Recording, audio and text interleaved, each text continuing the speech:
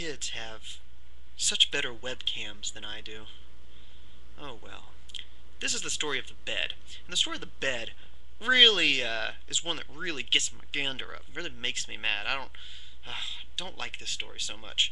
And this is the problem I'm currently dealing with, which might be why I don't like it so much. When I was home, Christmas 2006, I realized that I was trying to get things done. I'd fixed the computer thing. I'd taken care of the wedding pictures thing, and I was feeling pretty good about myself. And I recognized that my little sister doesn't have a bed.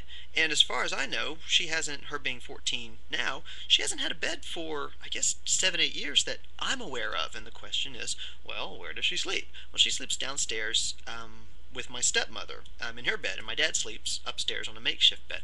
And by the way, covering my face.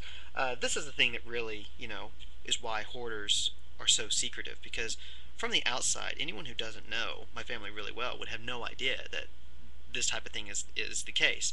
Now, maybe I'm just old-fashioned, but I usually think that teenagers sleep in their own beds, right? So, at any rate, um, I recognize that with my dad clearing out my old room as he does, so I have a place to stay when I'm home, that if I got my little sister a bed, that she would have a room, and I thought that that was something really important for her coming into teenage years. So at one point I was visiting my dad's best friend, and he and I, he's about my dad's age, and he and I are really close now. We just appreciate each other philosophically, and we just really get along. And he calls himself a fair weather friend, for my father. That they don't talk a whole lot about big problems they're having. There's a little bit, but they really get together to have a good time, to go hiking, to go canoeing, what have you.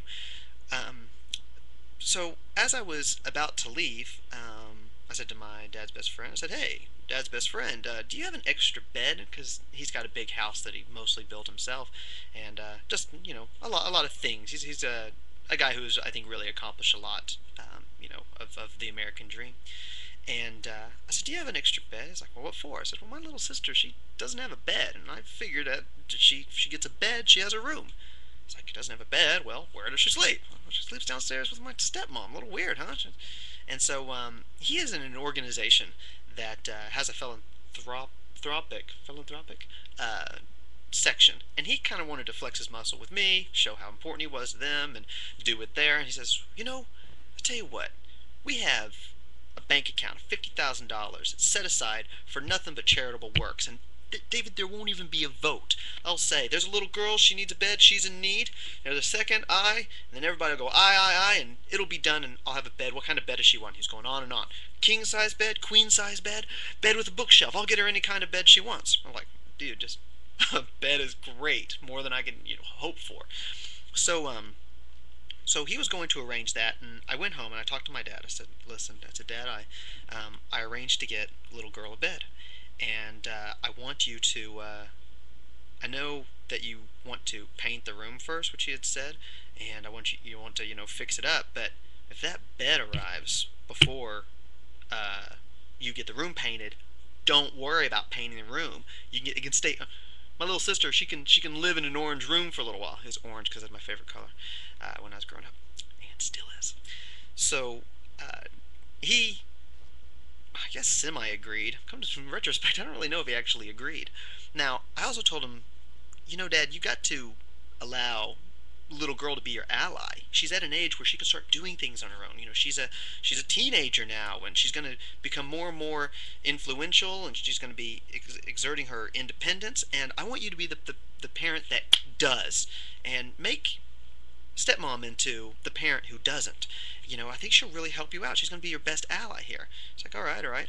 So I left, and I went home, 1,000 miles away. Went home, and my dad's best friend was having a hard time getting that bed, because Dad was kind of putting off or didn't have time to come look at the bed or whatever, and finally got it done by the end of January, and they were going to deliver it. Or no, my dad's best friend had ordered it already. It was sitting in the store, and they had to take it from one town to the other. So I talked to my dad's best friend and asked him to push the issue for me. and for him and for everybody.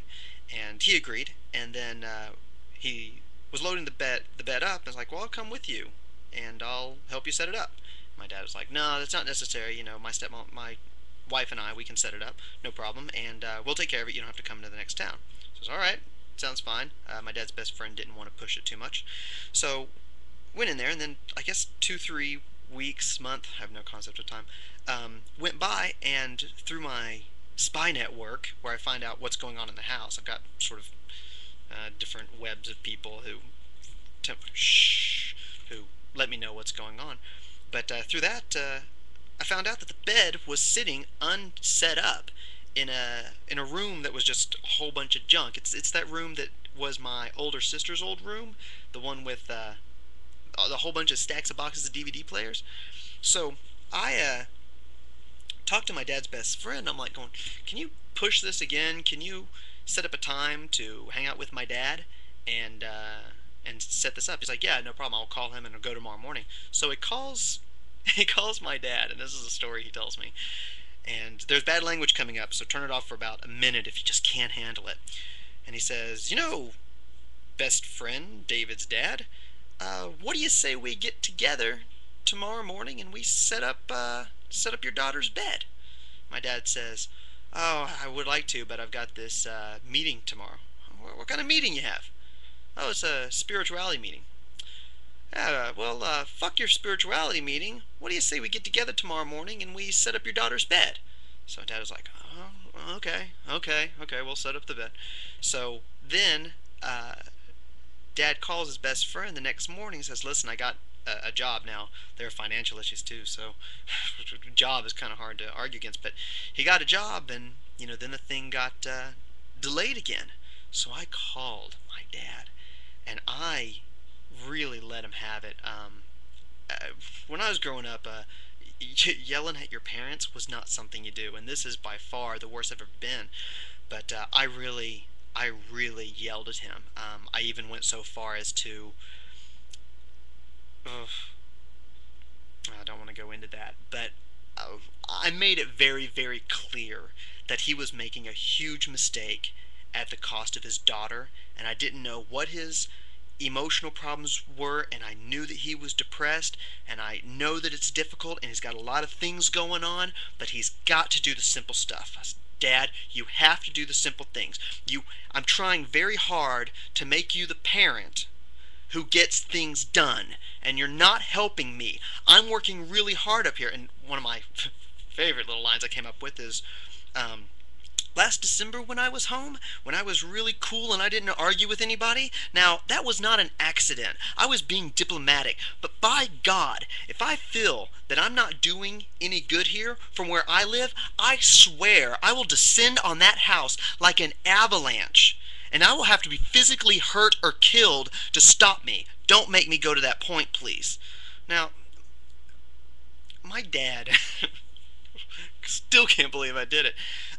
My dad, I think, has a whole lot of respect for me, and I think the fact that I don't talk like that ever to him, and very rarely in general, is, I think, really, hopefully impressed upon him that this was a very big deal to me. And so he's like, "Yeah, I'll take care of it." And listen, I sent an email to my little sister saying, "Hey, there's a big surprise coming tomorrow," and it didn't happen. Now I'm going to talk to my little sister right now again. Am I able to tell her, this thing's going to happen, and you're going to have a bed tomorrow? Can I do that? He said, "Yeah, I'll get that. I'll start on that tomorrow. I'll get that done tomorrow." Well, gosh, that must have been back in February. And that bed is still in the exact freaking same place. And I asked my dad's best friend again and this is so frustrating because I don't think my dad's the guy who's supposed to have the problem. But he's going over the line with this, and I don't need more problems there. I've got enough people I'm dealing with. I need him to be someone who, is helping out the situation, not being just like, anyway, sorry. Like I said, this one isn't like a clever story. This is something I'm going through right now. I don't really dig it. So, and I'm messing up my hair.